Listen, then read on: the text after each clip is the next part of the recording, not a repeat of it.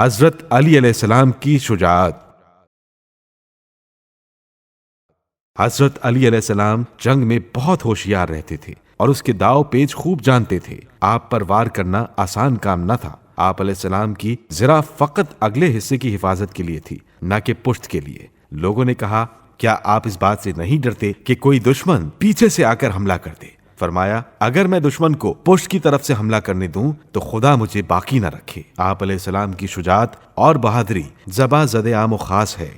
جس پر روشن سورج سے بڑھ کر ہر مومن و کافر اور دوست و دشمن کا متفق علیہ اقرار ہے۔ جنگ بدر، احد، خیبر، خندق، حنین، جمل، صفین اور نہروان اور دیگر جنگوں میں آپ علیہ السلام ہی جنگ کے سب سے بڑے پہلوان، مجاہد اور جنگجو تھے، اور مسلمان ہر جنگ میں آپ علیہ السلام کے مرہون منت رہے۔ خیبر میں مرہب کی گردن اڑانے سے لے کر فتح مکہ کے بعد بت شکنی کرنے تک، بستر رسالت پر سوتے ہوئے جان رسالت بچانے سے لے کر جنگ احد میں تیروں کی برسات میں دوڑ دوڑ کر طواف رسالت کرتے ہوئے جان رسالت کو بچانے تک، شیب ابی طالب میں بستر بدل بدل کر پیغمبر اکرم کی جان بچانے سے لے کر شب ہجرت بستر رسول پر سوتے ہوئے 40 مشرکوں کے نرغے میں اپنی جان کو ہتھیلی پر لیے ہوئے پروردگار کی بارگاہ قدسی میں پیش کر کے رضا الہی کو خرید کر رسول اکرم کی جان بچا کر اسلام کی بنیاد کو قائم کرنے تک، اور اندھیری رات میں پیغمبر خدا کی جان بچا کر مباہلہ کی صبح روشن میں نفس رسول کہلانے تک،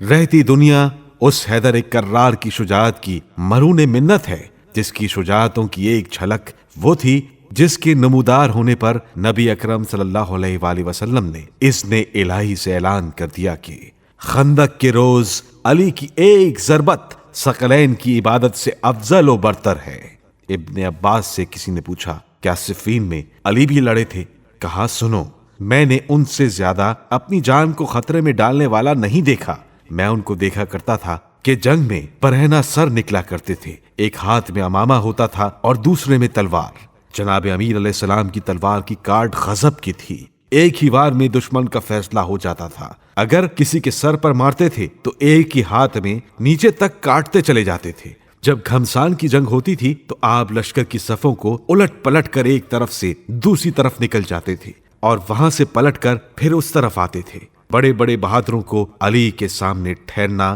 دشوار ہو جاتا تھا۔ جنگ جمل میں آپ علیہ السلام نے اپنی فوج کا علم اپنے فرزند محمد حنفیہ کو دے کر اس طرح آئین جنگ تعلیم کیے تھے،